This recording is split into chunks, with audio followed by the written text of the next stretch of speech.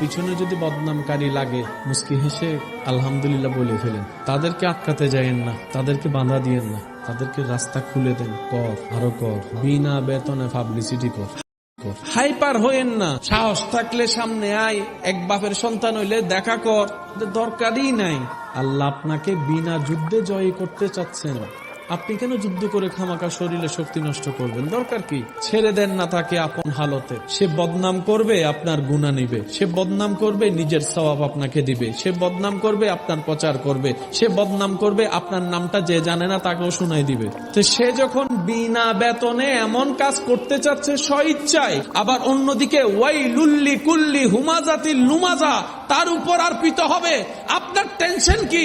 আপনার কাজ হচ্ছে রবের উপর ভরসা করে ধৈর্য ধরে বসে থাকা, আর কোনো কাজ নাই।